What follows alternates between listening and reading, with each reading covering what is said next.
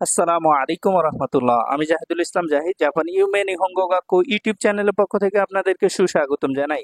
আজকে N4 এর সমস্ত গ্রামার রুলস এবং প্রশ্ন সমাধান এর আলোচনাগত ধারাবাহিকতা N4 এর তো লেসন 37 দাই সানজু নানাকা লেসনের সমস্ত গ্রামার রুলস এবং প্রশ্ন সমাধান দেখাবো ইনশাআল্লাহ। আমার ইউটিউব চ্যানেল নাম হচ্ছে জাপান ইউমে নিহঙ্গো গাক্কো। অবশ্যই আপনারা আমার ইউটিউব চ্যানেলকে সাবস্ক্রাইব, লাইক, শেয়ার, কমেন্টস দিয়ে পাশেই থাকবেন ইনশাআল্লাহ। আপনারা যারা আমার চ্যানেল দেখে উপকৃত হচ্ছেন এবং যারা জাপানিজ ভাষা শিখছে তাদেরকে রেফার করবেন, সাজেস্ট করবেন যেন তারাও আমার চ্যানেল থেকে উপকৃত হয়। চলুন আজকে 37 লেসনের প্রথম রুলস সেটা দেখে ইনশাআল্লাহ। প্রথম রুলসে যে বিষয়টা আলোচনা করা হয়েছে সেটা হচ্ছে উকেমিখেই। উকেমিখেই, ঠিক আছে, উকেমিখেই। এটাকে ইংলিশে বলা হয় প্যাসিভ ভার্ব। এই প্যাসিভ ভার্ব বা উকেমিখেইয়ের কাজ হচ্ছে কারো দ্বারা কোনো কাজ হওয়া বোঝায়, by someone. Something to do by someone, কিছু করা কারো দ্বারা, অর্থাৎ কারো দ্বারা কোনো কাজ হওয়া বোঝায়, যেটাকে আমরা ইংরেজিতে অনেকটা প্যাসিভ ভয়েস বলতে পারি। ঠিক আছে, প্যাসিভ ভয়েস আর উখেমিখেই প্রায় অনাজি, কোনো চিগাও নাই। হ্যাঁ, কারো দ্বারা কাজ হওয়া, যেমন এখানে একটা আমি বাংলা বাক্য লিখে রেখেছি যে শিক্ষকের দ্বারা বহিষ্কৃত হয়েছি।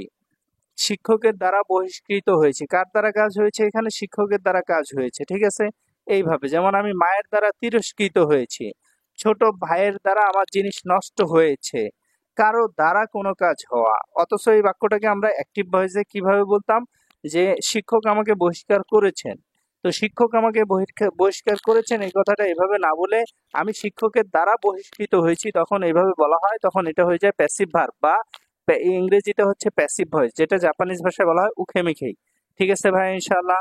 তো আমরা প্রথমে ফর্মের পরিবর্তন দেখব, তারপর ব্যবহার দেখব। এটা হচ্ছে আমাদের ধারাবাহিকতা, আমরা পূর্ব থেকেই দেখে আসছি যে প্রত্যেকটা ফর্মের প্রথমে পরিবর্তন, দেন তারপরে ব্যবহার দেখি। তাহলে আজকে 37 লেসনে দেখেন উখেমিকেই। উখেমিখেই এর পরিবর্তন, তারপরে ব্যবহার দেখবো ইনশাআল্লাহ। প্রথমেই পরিবর্তন, গ্রুপ 1 এর পরিবর্তন দেখেন। ই কলামের পরিবর্তে আ কলামের বর্ণ বসবে। এই যে এটা একটু আলাদা, ই কলামের বর্ণের পরিবর্তে আ কলামের বর্ণ বসবে, নাই ফর্মের মতো। হ্যাঁ, আর হচ্ছে মাছের পরিবর্তে রে মাছ বসবে, রে মাছ, মাছের পরিবর্তে। ঠিক আছে ভাই, এই বিষয়টা অবশ্যই আমরা খেয়াল রাখবো ইনশাআল্লাহ। এই যে এখানে লিখে দিছি ই কলামের পরিবর্তে আ কলাম, আর সাথে হচ্ছে রে মাছ, অর্থাৎ মাছের পরিবর্তে রে মাছ যুক্ত হবে। তাহলে কা কি মাছ, কাকি মাছ, কাকি মাছ। এই যে কি এর পরিবর্তে দেখেন, কি এর পরিবর্তে এখানে কা বসছে, কা, কি এর পরিবর্তে কা বসছে। তাহলে এই কা অবশিষ্ট থাকলো, কা এটা অবশিষ্ট থাকলো। আর এই যে এখানে কি এর পরিবর্তে কা, এই যে কা। ঠিক আছে, তাহলে কি এর পরিবর্তে, এই কি এর পরিবর্তে এখানে কা আসছে, তাহলে কি হলো কা কা। আর এই মাছের পরিবর্তে রে মাছ, রে মাছ। তাহলে কি হলো কাকা রে মাছ, কারো দ্বারা লেখা হওয়া। কাকি মাছ মানে লেখা, কারো দ্বারা লেখা হয়েছে, এরকম বোঝাবে। ঠিক আছে, যেমন দেখেন একটা উপন্যাস কারো দ্বারা লেখা হয়েছে, এইভাবে বলা হয়ে থাকে কথাটা। তারপর নমি মাছ, নমি মাছ, এটা নো, তারপর এখানে মি, মি থাকলে মা বসবে। এই যে মা বসবে, মা বসছে। আর মাছের পরিবর্তে এখানে রে মাছ বসবে। তাহলে কি হলো, নমি মাছ থেকে নোমা রে মাছ, কারো দ্বারা পান হওয়া। বলছে জুস সম্পূর্ণ, সম্পূর্ণ জুসটুকু কারো দ্বারা পান করা হয়েছে, মানে কেউ পান করে ফেলেছে। এটা হলো অ্যাক্টিভ ভয়েস। আর কারো দ্বারা পান করা হয়েছে, এটা হলো প্যাসিভ ভয়েস। গ্রুপ টু হচ্ছে মাছের পরিবর্তে রারে মাছ, যেটা আমরা খানৌ খেয়ে পড়ে আসছি, রারে মাছ। ঠিক আছে, খানৌ খেয়ের গ্রুপ টু এবং উখেমিখের গ্রুপ টু অনাজি, সেম। তাবে মাছ থেকে হচ্ছে তাবে রারে মাছ, কারো দ্বারা খাওয়া হয়েছে, তাবে রারে মাছ, কারো দ্বারা খাওয়া হয়েছে। ঠিক আছে, শিমাস মানে করা, সারে মাছ, শিমাস থেকে হচ্ছে সা রে মাছ, সারে মাছ। ঠিক আছে, তারপর খিমাস তো এক্সেপশনাল সবসময়, খিমাস থেকে হচ্ছে খোরা রে মাছ, খোরা রে মাছ। তাহলে বেন খিউ শিমাস, শিমাস থেকে হয়ে গেল কি এখানে, এই যে সারে মাছ। তাহলে বেন খিউ সারে মাছ, কারো দ্বারা পড়া হয়েছে। ঠিক আছে ভাই, ইনশাল্লাহ। এখানে একটা নোট দেয়া আছে দেখেন, এই যে গ্রুপ 1, 2 এবং 3-তে উখেমিখে যে পরিবর্তন করলাম, পরিবর্তনের পরে যে ভার্ব আসলো, দেখেন গ্রুপ 1-এ কাকি মাছ থেকে কাকা রে মাছ। তো এখানে মাছের পূর্বে আছে কি রে, রে থাকলে এটা কি গ্রুপ 2 এর ভার্ব হয়ে যায়, ঠিক কিনা বলেন? এ কলামের বর্ণ। আবার এখানে নোমা রে মাছ, তো মাছের পূর্বে এখানে কি আছে দেখেন রে, তাহলে এটাও গ্রুপ 2 এর বর্ণ হয়ে গেল। আবার যখন এটা তো এমনিতেই গ্রুপ টু, তাবের আরে মাস। আবার দেখেন এখানে বেনকিউ সারে মাস, মাসের পূর্বে এখানে রে চলে আসছে, তাহলে এটাও গ্রুপ ওয়ান হয়ে গেল। অর্থাৎ যখন আপনি উখেমি খেয়ে পরিবর্তন করবেন ভার্বটাকে, তখন সমস্ত ভার্বগুলো গ্রুপ টু এর ভার্বের ন্যায় হয়ে যায়। অর্থাৎ এই সমস্ত ভার্বগুলোকে যখন আমি আবার প্লেন ফর্ম করব, ডিকশনারি ফর্ম, নাই ফর্ম বা তা ফর্ম করব, তখন গ্রুপ টু এর রুলসে পরিবর্তন হবে।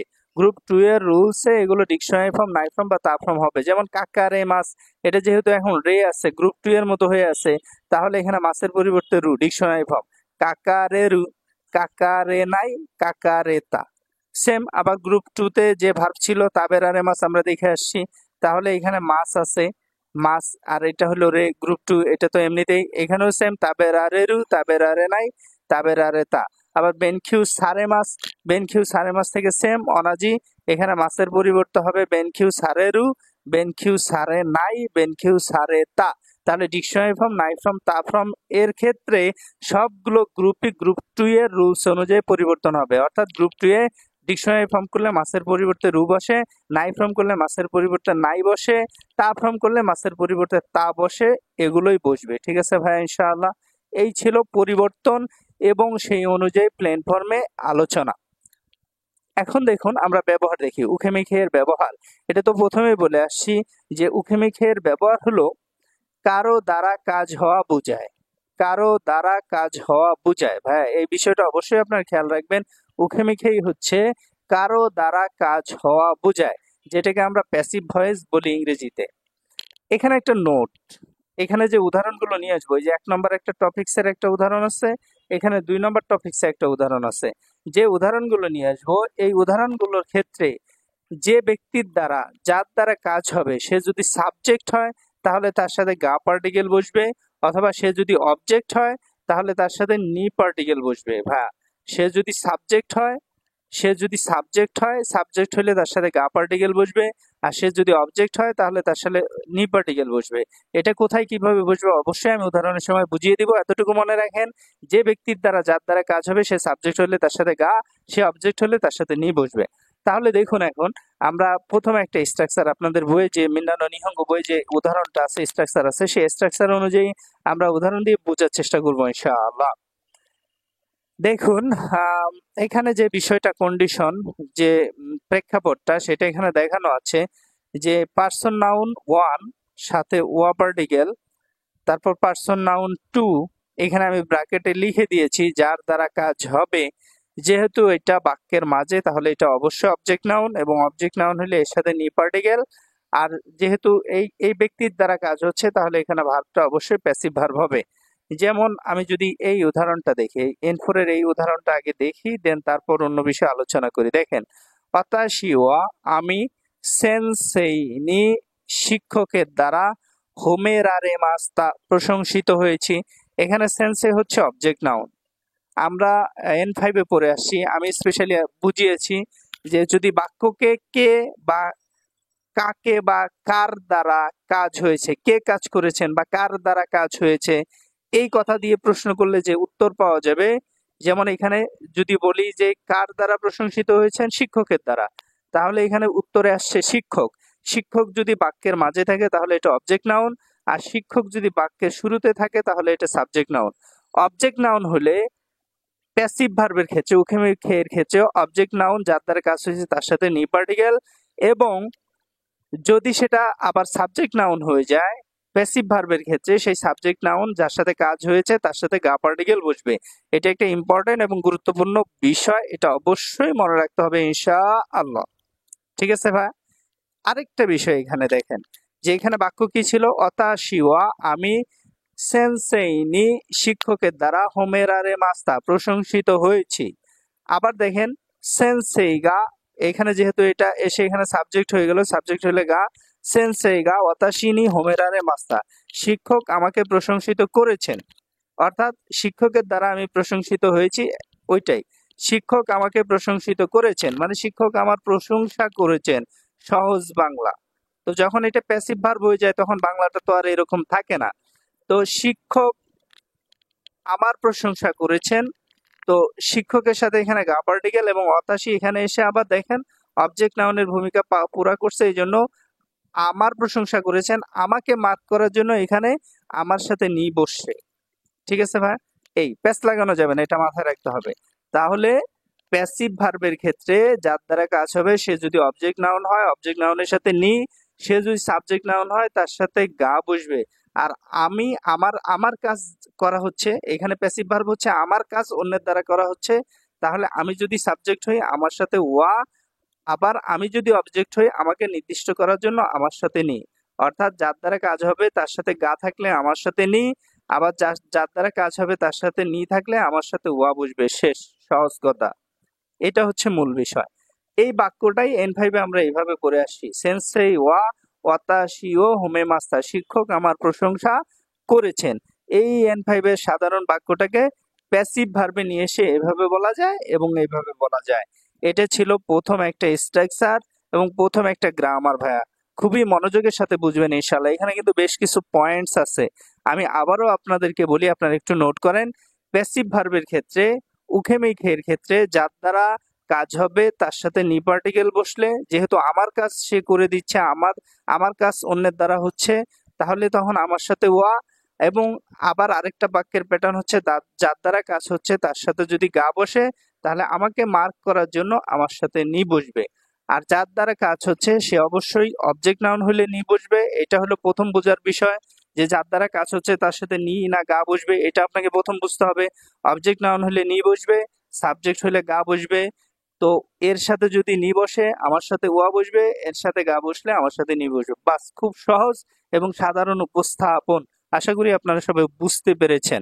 এটা একটা স্ট্রাকচার এবং একটা উদাহরণ ছিল প্যাসিভ ভার্বের ক্ষেত্রে। আরেকটা স্ট্রাকচার এবং উদাহরণ দেখেন, এখানে তো আমার কাজ হচ্ছে অন্যের দ্বারা, তো আমার সাথে তো ওয়া থাকবেই, এটা আছেই। আবার যার দ্বারা কাজ হচ্ছে তার সাথে নি থাকবে, যেহেতু এটা এখানে অবজেক্ট নাউন হিসেবে দেখানো হয়েছে উপরের স্ট্রাকচারটাই। এখানে আরেকটা পয়েন্ট নিয়ে আসা হয়েছে, যে সেটা হচ্ছে কি একটা বস্তু নাউন এবং বস্তু নাউনের সাথে ও পার্টিকেল, আর এদিকে প্যাসিভ ভার্ব আছে। এই যে একটা স্ট্রাকচার এখানে দেখানো হয়েছে, এখানে অতিরিক্ত এই স্ট্রাকচারের সাথে এটার পার্থক্য কি, অতিরিক্ত এখানে একটা বস্তু নাউন নিয়ে আসা হয়েছে। বাকি সব ঠিক আছে, একটা বস্তু নাউন নিয়ে আসা হয়েছে। তাহলে পার্থক্য হচ্ছে এই স্ট্রাকচারের মধ্যে আমার সম্পদের লাভ ক্ষতি বোঝাবে, আমার সম্পদের লাভ ক্ষতি বোঝাবে ভাইয়া, এই বিষয়টা আপনারা মনে রাখবেন। দেখেন N5 একটা এক্সাম্পল, N5 থেকে অতাশিওয়া কুরুমাগা আরিমাস, আমার গাড়ি আছে। আমরা কিন্তু N5 এইভাবে পড়ি নাই অতাশিনো, এখানে কিন্তু নো দিয়ে পড়ি নাই। অতাশিনো কুরুমাগা আরিমাস, আমার গাড়ি আছে। নো মানে অতাশি, নো মানে আমার, তাই না? কিন্তু আমরা নো না পড়ে এইভাবে পড়ছি অতাশিওয়া কুরুমাগা আরিমাস, অতাশিওয়া ওয়াকানেগা আরিমাস, অতাশিওয়া আইহোনগা আরিমাস, আমার আইফোন আছে। আইহোনগা আরিমাস, আইফোন আছে। তো এখানে সব জায়গায় কিন্তু আমরা ওয়া পড়ছি, নো পড়ি নাই। কারণ কি ছিল? কারণ হচ্ছে এখানে আমার সম্পদের বৃদ্ধি বুঝাইতেছে, যে আমার গাড়ি আছে এটা আমার সম্পদ, আমার আইফোন আছে এটা আমার সম্পদ, আমার টাকা আছে এটা আমার সম্পদ। এরকম সম্পদ বোঝানোর ক্ষেত্রে, বুঝাইতে হইলে সেই ক্ষেত্রে অতাশির সাথে ওয়া বসে, নো বসে না। ঠিক আছে ভাই? তো এটা একটা গুরুত্বপূর্ণ পয়েন্ট N5 এর। এই রুলসটা পড়ার ক্ষেত্রে এটা লাগবে, একটু মনে রাখবেন ইনশাআল্লাহ। হ্যাঁ, তো এই স্ট্রাকচারের প্রেক্ষাপট অনুযায়ী এখানে একটা উদাহরণ দেয়া আছে, একটু দেখেন। অতাশি ওয়া অতৌতনি, দেখেন অতাশি মানে আমি, আমার কাজটা এখানে এই স্ট্রাকচার অনুযায়ী যে আমার কাজটা আরেকজনের দ্বারা হয়েছে, এরকম বোঝানোর কথা ছিল, তাই না? কিন্তু যেহেতু এখানে বস্তু নাউন নিয়ে আসছি আমরা, বস্তু নাউন, তাহলে বস্তু নাউন হচ্ছে সম্পদ। এই সম্পদের ক্ষতি বা লস হয়েছে, আমার সম্পদ, এটা ছিল আমার সম্পদ, আমার সম্পদটা অন্য কারো দ্বারা ক্ষতি হয়েছে, এখানে এটা বুঝাবে। আর যখন অন্য কারো দ্বারা ক্ষতি হবে, তো এই যে স্ট্রাকচারের রুলস অনুযায়ী অতাশির সাথে এখানে ওয়া ফিক্সড বসবে। ঠিক আছে ভাই? অতাশি ওয়া অতৌতনি পাসকন ও কোয়াসারে মাস্তা, আমার কম্পিউটারটি ছোট ভাইয়ের দ্বারা ভাঙা হয়েছে। মানে কি, ছোট ভাই আমার কম্পিউটারটি ভেঙে ফেলেছে। এখানে আমার সম্পত্তির হ্রাস বুঝাইছে, এই জন্য অতাশি ওয়া হয়েছে। এখানে অতাশির সাথে কখনোই নো হবে না, অতাশির সাথে কখনোই নো হবে না। তবে হ্যাঁ, অতাশির সাথে নো হইতো, আপনারা বই দেখবেন একটা উদাহরণ আছে, নো হইতো, কখন হইতো বলেন? যদি বাক্যটা এরকম হইতো যে অতৌতো, আমি একটু লিখি, আপনারা একটু সময় নিয়ে বোঝার চেষ্টা করেন। অতৌতো গা, যেহেতু এখন এটাকে সাবজেক্ট করলাম, যার দ্বারা কাজ হয়েছে, তাহলে গা বসবে। অতৌতো গা অতাশি, অতাশি নো, তারপর পাঁচকোণ, পা সো কোণ ও, তারপরে এই যে কোয়া সারে মাস্তা, ওয়া সা রে মাস্তা, কোয়া সারে মাস্তা, মাস্তা। একটু বুঝি, এখানে একটু বুঝি, দেখেন এই যে অতৌত গা, এখানে অতৌত যার দ্বারা কাজ হয়েছে তাকে সাবজেক্ট করলাম, তাহলে সাবজেক্টের সাথে গা। অতৌত গা অতাশিনো পাঁচকোণ ও কোয়াসারে মাস্তা, ছোট ভাই আমার।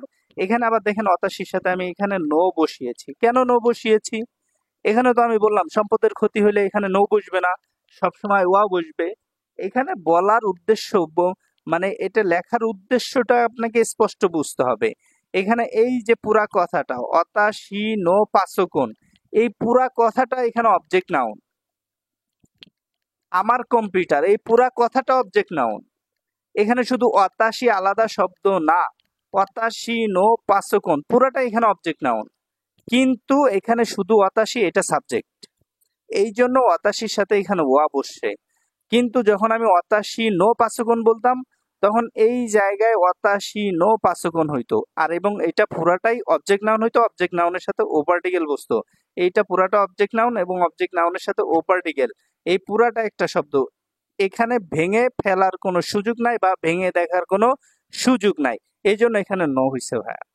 এটা একটা গুরুত্বপূর্ণ ইস্যু পয়েন্ট। এই উদাহরণের ক্ষেত্রে অবশ্যই আমরা মনে রাখার চেষ্টা করবো ইনশাআল্লাহ। তাহলে কি হলো, আমার ছোট ভাইয়ের দ্বারা আমার কম্পিউটার ভাঙা হয়েছে, তো ছোট ভাইয়ের দ্বারা কাজ হয়েছে, এখানে ছোট ভাই অবজেক্ট নাউন, এর সাথে নি পার্টিকেল, এবং আমার কম্পিউটার ভাঙা হয়েছে, তাহলে আমি আমার সাথে ওয়া, আর এখানে পাঁচকোণ ভাঙা হয়েছে, আমার সম্পদের হ্রাস হয়েছে, এই বিষয়টা অবশ্যই খেয়াল রাখতে হবে। ঠিক আছে ভাই? এই আরেকটা উদাহরণ দেখেন, পাতাশি ওয়া হাহানি কে তাই দেনোয়া ও সুতেরারে মাস্তা, আমার মোবাইল ফোনটি মায়ের দ্বারা নিক্ষিপ্ত হয়েছে, মানে আমার মোবাইল ফোনটি মা ফেলে দিয়েছে, তো আমার সম্পদ নষ্ট হয়েছে, এই জন্য আমার সাথে ওয়া পার্টিকেল বসছে, যার দ্বারা কাজ হয়েছে তার সাথে নি পার্টিকেল, কারণ সে হচ্ছে অবজেক্ট, আর এখানে বস্তু নাউনের সাথে ও পার্টিকেল, আর এখানে প্যাসিভ ভার্ব। প্যাসিভ ভার্বের ক্ষেত্রে এই বিষয়টা অবশ্যই লক্ষ্য রাখতে হবে যে প্যাসিভ ভার্বের ক্ষেত্রে সম্পদের হ্রাস হলে সেই ক্ষেত্রে আমার সাথে ওয়া পার্টিকেল বসবে, যে কাজ করবে যার দ্বারা হবে তার সাথে নি পার্টিকেল, আর সে যদি সাবজেক্ট হয়ে যায় তার সাথে গা পার্টিকেল। পরে আমি এটাকে এই যে এই উদাহরণের মতো করতে পারবো, যদিও এখানে লেখাগুলো স্পষ্ট হয়নি। এরকম একটা উদাহরণ এখানে দিলে হয়তো আপনাদের জন্য সহজ হইতো। ঠিক আছে ভাই? এই যাই হোক, একটু কমপ্লিকেটেড হইলেও খুবই গুরুত্বপূর্ণ একটা পয়েন্ট ছিল। এই আচ্ছা, এই অনুযায়ী দেখেন একটা প্রশ্ন দেখাই। অতাশিও সাতচৌনি, আমি সাতচৌনি কোম্পানির প্রেসিডেন্ট। এখানে দেখেন শিকারি মাস্তা, তিরস্কার করা। এখন দেখেন এটা হলো শিকার আরে মাস্তা, তিরস্কৃত হয়েছি, আর শিকারি মাস্তা তিরস্কার করেছে। ঠিক আছে, তুচ্ছ তাচ্ছিল্য করেছে, তাহলে দুইটাই তো তা ফ্রম, এখানে তো যে কোনো একটা আনসার হওয়ার কথা। তাহলে আমি এখানে এ কে তাদাসি কোথায় বলবো, সি কে বলবো না। কেন বলবো না? ব্যাখ্যাটা কি? ব্যাখ্যা হচ্ছে দেখেন, যার দ্বারা কাজ হয়েছে তার সাথে নি পার্টিকেল আছে, তো যেহেতু নি পার্টিকেল আছে, অবজেক্ট নাউন, যার দ্বারা কাজ হয়েছে, তাহলে অবশ্যই এখানে প্যাসিভ ভার্ব বসাইতে হবে। এবং এইটা হচ্ছে এই যে আমাদের প্রথম রুলস অনুযায়ী দেখেন, এই যে যার দ্বারা কাজ হয়েছে তার সাথে যদি নি পার্টিকেল থাকে তাহলে অবশ্যই প্যাসিভ ভার্ব হবে তাদাসিকতায়। আর যদি এখানে এরকমটা না হইতো, ভিন্ন কিছু হইতো, তখন আমরা ভিন্ন চিন্তা করতাম। আর এটা তো হবেই না, এটা হলো ভার্বের স্টিম, এটা হচ্ছে ভার্বের ডিকশনারি ফর্ম। এই আচ্ছা, এই লেসনে দেখেন প্যাসিভ ভার্বের আরেকটা ব্যবহার এখানে দেখানো আছে, যদিও এটা অন্য রুলস হিসেবে দেখানো আছে, সেটা হচ্ছে টানজিবল নাউন। টানজিবল নাউন হচ্ছে যেটা বাস্তব বা স্পর্শ করা যায়, আর ইনটানজিবল নাউন যেটা হচ্ছে স্পর্শ করা যায় না বা অবাস্তব নাউন, ঠিক আছে ভাই? এই নাউনগুলোর সাথে গা বা ওয়া পার্টিকেল বসে এবং সেটা অবশ্যই প্যাসিভ ভার্বের ক্ষেত্রে হইতে হবে। অর্থাৎ যদি কোনো বাক্যে প্যাসিভ ভার্ব থাকে এবং সেখানে যদি এমন কোনো নাউন থাকে যেটা স্পর্শ করা যায় বা যায় না, তাহলে সেক্ষেত্রে ওই নাউনের সাথে গা বা ওয়া পার্টিকেল বসবে। এখানে একটা নোট, গুরুত্বপূর্ণ পয়েন্ট, সেটা হচ্ছে যে এই যখন টানজিবল বা ইনটানজিবল নাউন থাকবে এবং প্যাসিভ ভার্ব থাকবে, সেক্ষেত্রে কে বা কার দ্বারা কাজ হয়েছে তা দেওয়া থাকবে না। আমরা পূর্বে যে সেন্টেন্স গুলো পড়লাম, যেমন এই এই উদাহরণটাই দেখেন, এখানে কোম্পানি প্রেসিডেন্টের দ্বারা কাজ হয়েছে, কোম্পানি প্রেসিডেন্টকে উল্লেখ করে রাখা আছে। কিন্তু টানজিবল বা ইনটানজিবল নাউনের ক্ষেত্রে কে বা কার দ্বারা কাজ হয়েছে সেটা উল্লেখ থাকবে না ভাইয়া। এটা অবশ্যই আমাদেরকে বুঝে রাখতে হবে, মনে রাখতে হবে। যদি কে বা কার দ্বারা কাজ হয়েছে উল্লেখ করা থাকে, তখন সেখানে টানজিবল বা ইনটানজিবল নাউনও হবে না। তখন সেখানে গা বা ওয়া বসানো যে ফর্মুলা সেটা আসবে না, তখন ভিন্ন কিছু বিষয় আসবে যেটা আপনাদেরকে বুঝতে হবে। ঠিক আছে ভাই? তো এই অনুযায়ী দেখেন, একটু উদাহরণ দেখি। ও সাকা দে কোকুসাই কাইগিগা অকোনাওয়ারে মাস। ও সাকায় কোকুসাই কাইগি ইন্টারন্যাশনাল মিটিং, এই যে ওসাকায় ইন্টারন্যাশনাল মিটিং অনুষ্ঠিত হবে। ওকোনাইমাস মানে হচ্ছে অনুষ্ঠিত হওয়া। ওকোনাইমাসের প্যাসিভ ভার্ব হচ্ছে অকোনাওয়ারেমাস। ই থেকে আ বসবে, তবে ই এর ক্ষেত্রে এক্সেপশনাল হচ্ছে ই এর পরিবর্তে ওয়া বসবে, যেমন আমরা নাই ফর্মে দেখে আসছি। আর সাথে বসবে রেমাস। ঠিক আছে ভাই? তাহলে অকোনাওয়ারেমাস অনুষ্ঠিত হবে। কোথায় অনুষ্ঠিত হবে? ওসাকায় অনুষ্ঠিত হবে। কি? কোকুসাই কাইগি ইন্টারন্যাশনাল মিটিং। তো কোকুসাই কাইগি ইন্টারন্যাশনাল মিটিং, এটা দেখেন একটা স্পর্শ করা যায় না এমন নাউন, এবং এটা এখানে অবজেক্ট নাউন। তো এই ক্ষেত্রে এই অবজেক্ট নাউনের সাথে এখানে গা পার্টিকেল বসছে। আবার এই বাক্যটাই দেখেন, এই অবজেক্ট নাউনকে যদি আমি এখানে সাবজেক্টে পরিণত করি, কোকুসাই কাইগি ওয়া ওসাকাদে ওকোনাওয়ারেমাস, ইন্টারন্যাশনাল মিটিং ওসাকায় অনুষ্ঠিত হবে। এখানে যখন সাবজেক্ট হয়ে গেল, সাবজেক্টের সাথে ওয়া, এটা মনে রাখার চেষ্টা করবো এইভাবে ইনশাআল্লাহ। এখন দেখুন আরেকটা উদাহরণ, সেটা হচ্ছে দেনোয়া ওয়া টেলিফোন, এটা জু কিউ সেইখিনি হাসুমেই সারে মাস্তা। এই যে প্যাসিভ ভার্ব আছে এবং এইখানে দেখেন দেনোয়া মোবাইল, এটা স্পর্শ করা যায়, অর্থাৎ এটা হচ্ছে টানজিবল ভার্ব, টানজিবল নাউন। দেনোয়া স্পর্শ করা যায়, তাহলে এটা হচ্ছে টানজিবল নাউন। তো টানজিবল নাউন এবং এটা বাক্যের শুরুতে সাবজেক্ট হিসেবে এখানে ওয়া বসবে। ঠিক আছে ভাই? তো ওয়া জুকিউসেইখিনি টেলিফোন 19 শতাব্দীতে উদ্ভাবন করা হয়েছে। কে করেছে বলছি, কে বা কার দ্বারা হয়েছে এখানে এটা উল্লেখ করা থাকবে না। এটা একটা গুরুত্বপূর্ণ পয়েন্ট, অবশ্যই আমরা খেয়াল রাখবো। আবার এটাই যখন এখানে অবজেক্ট নাউন হয়ে গেল, দেখেন অবজেক্ট নাউন হয়ে গেল, তখন কি হলো? জুকিউসেইখিনি 19 শতাব্দীতে দেনোয়াগা টেলিফোন হাতসুমেই সারে মাস্তা উদ্ভাবন করা হয়েছে। ভাইয়া, এটা একটা গুরুত্বপূর্ণ পয়েন্ট, এগুলো মাথায় রাখতে হবে। তো টানজিবল এবং ইনটানজিবল নাউনের ক্ষেত্রে অবশ্যই প্যাসিভ ভার্ব থাকতে হবে। আর প্যাসিভ ভার্ব থাকলে টানজিবল এবং ইনটানজিবল নাউনের ক্ষেত্রে গা বা ওয়া পার্টিকেল বসবে, এবং প্রেক্ষাপটগুলো আপনাকে বুঝতে হবে। 37 লেসনের এই রুলস অনুযায়ী একটা উদাহরণ প্রশ্ন দেখেন কিভাবে। এখানে হচ্ছে সেনকিউ হিয়াকু রকুজু ইয়োনেন নি টোকিওদে অলিম্পিকু হিরাকারে মাস্তা। হিরাকি মাস মানে হচ্ছে সেট আপ, প্রথমবার শুরু হওয়া, যেটাকে বলে প্রথমবার যেটা অনুষ্ঠিত হয়, ওপেন হয়, এরকম কিছু। তাহলে 1964 সালে টোকিওতে অলিম্পিক শুরু হয়েছিল, প্রথম ওপেন হয়েছিল। তাহলে দেখেন অলিম্পিকু, এটা হচ্ছে একটা ইনটানজিবল নাউন, স্পর্শ করা যায় না। ঠিক আছে? এবং এখানে এটা হচ্ছে object noun. So object noun হওয়ার জন্য এর সাথে গা পার্টিকেল বসবে এখানে। আর এখানে যেহেতু প্যাসিভ ভার্ব আছে, তো ইনটানজিবল নাউনের সাথে এখানে গা পার্টিকেল বসবে, ওয়া বসবে না, তো বসবে না, এবং নি বসবে না ভাই। ঠিক আছে? এই ছিল প্যাসিভ ভার্বের প্রেক্ষাপটের সাথে সম্পর্ক রেখে টানজিবল এবং ইনটানজিবল নাউনের সাথে গা এবং ওয়া পার্টিকেল বসার একটা রুলস। এখন এই লেসনের লাস্ট রুলস দেখেন। খুবই গুরুত্বপূর্ণ একটা রুলস, যদিও একটা ছোট রুলস, কিন্তু পরীক্ষায় এটা থেকে প্রশ্ন থাকে। এখানে দেখুন কি বলছি, নাউনের সাথে কারা আর সুকুরি মাছ। সুকুরি মাছ মানে তৈরি করা, আর কারা মানে হচ্ছে থেকে, তাই না?